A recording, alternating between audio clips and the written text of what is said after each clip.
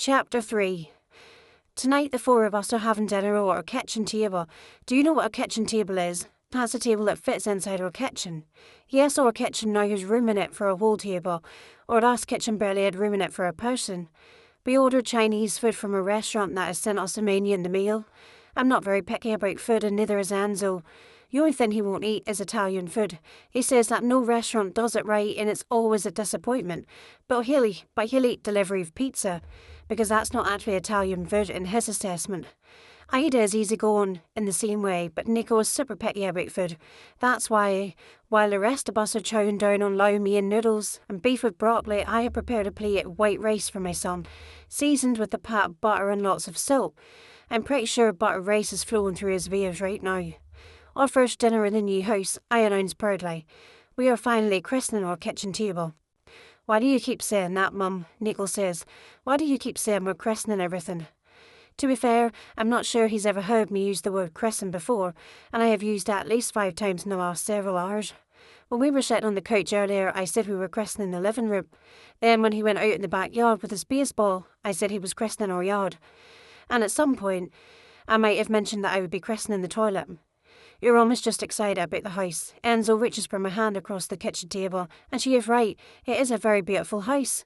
It's kind of nice, Nico concedes, but I wish it were painted red and had arches on it that were yellow. Okay, I'm pretty sure my son is telling me he wants to live at McDonald's. I don't care. We bought this house for the two of them. Back in the Bronx, we were cramped into a tiny apartment, and men were starting to leer at Aya when she walked home. Now we're in an amazing school district, and they will have room to play in the backyard and wander around the neighbourhood without worrying about being mugged, even if they don't appreciate it. This is the best thing we could have done for them. Mum, Ida pushed some noodles around her plate, and I realised she's hardly eaten anything. Are we starting school tomorrow? Her dark eyebrows are scrunched together. Both of my kids look so much like their father, to the point where it seems they are both clones of him, and I was merely the incubator who birthed him. Ida is beautiful with long jet black hair and brown eyes that take up half her face. Enzo says she looks just like his sister Antonia. Right now she's come to that transition between child and adult, and someday soon she will be a woman who will turn heads. When that happens, I'm fairly sure Enzo is going to have to walk around with a baseball bat all the time. He won't admit it, but he is very protective of her. Do you feel ready to start school? I ask her. Yes, she says, even if she's shaking her head no. It's the end of their spring break, I point out, so nobody will have seen each other for about a week. They probably won't even remember each other. Ida does not look even in the tiniest bit amused, but Nico giggles. I can drive you tomorrow, Enzo offers. We could take my truck. Her eyes light up because she loves riding in her father's truck. Can I sit in the front seat? Enzo looks at me with raised eyebrows. He loves to indulge them, but I appreciate that he won't do it without checking with me. Actually, honey, I say, you're still a little too small for the front seat, but soon. I want to take the bus tomorrow, Nico declares. We were too close to the elementary school last year to get the school bus, so now he has elevated taking the bus into an experience on par with visiting a chocolate factory filled with Oompa Loompas. It's all he can seem to think about. Please, Mum. Sure, I say. And Ida, if you want to go with your dad. No, she says firmly. I'll go on the bus with Nico. Whatever else she can say about my daughter, she is incredibly protective of her little brother. I heard that toddlers can be very jealous when you bring a new baby into the house. But Ida was immediately annoyed with Nico. She abandoned all her dolls and took care of him instead. And I have some achingly adorable photos of Ida cradling Nico on her lap, feeding him his ball. Also, Nico scoops more white rice into his mouth, only about 80% of which manages to get through his lips. The rest is speckling his lap and the floor below him. Can I have a pet, Mum? Please? I say... You said when I was older and more responsible I could have a pet, Nico reminds me. Well, he is older. As for the responsible part. A dog. I'll ask, hopefully. We still have to get the yard fenced in before we consider a dog. I tell them. Plus, I'd like to be on more stable financial ground before we add another member to our family. How about a turtle, Em? Ida suggests.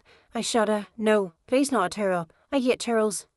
I don't want a dog or a turtle, Nico says. I want a praying mantis. I nearly choked when I brought the floor. A what? Is actually a good pet? Enzo chimes in. Very easy to take care of. Oh my God. Enzo knows that Nico wants to bring this horrible thing into our house. No, we are not getting a praying mantis. But why not, Mum? Nico presses me. They are super cool. I'll keep it in my room. You don't even have to see it, unless you want to see it. He flashes me that endearing smile of his, and right now he has this adorable round face and a gab in his teeth, but you can just tell that in another 6 or 7 years he's going to be breaking hearts like his father used to before we were together. I don't care if I see it, I say. I'll know it's there. We will keep it contained, Enzo tells me, flashing his own version of that same smile. Damn, my husband for being so handsome. What do you feed it? I ask. Flies, Nichols said. No, I shake my head. No, we're not doing this. Don't worry, Nichols says. They're flightless flies. They are walks, Enzo jokes. It won't even cost you anything, Nico adds. We're going to go the flies ourselves. No. Enzo reaches under the table and gives my knee a squeeze. Millie, we pulled the kids. I have Skull had made the move here. If Nico wants a praying mantis. Bullshit. He wants the praying mantis too. It's just a type of thing that Enzo would think is cool. I look over Ida for help, but she's too absorbed in making little piles of noodles on her plate. She is spelling out her name in noodles.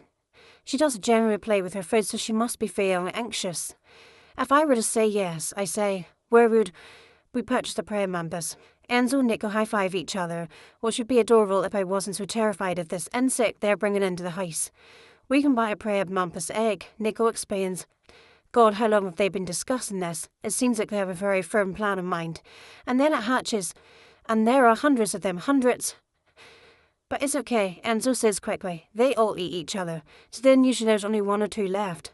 And then we can christen them, Nico adds. Okay, Mum. I imagine how horrified Suzette Lowell would be to discover there's a prep mantis as well as a colony of flight displays in our perfect cul-de-sac, which is the only thing amusing about this situation. Okay. Fine, I guess I'm not going to let this happen. Okay, fine, I guess I'm going to let this happen. But I swear to God, if there are flies all over my beautiful new home, Nico's going to have to move out.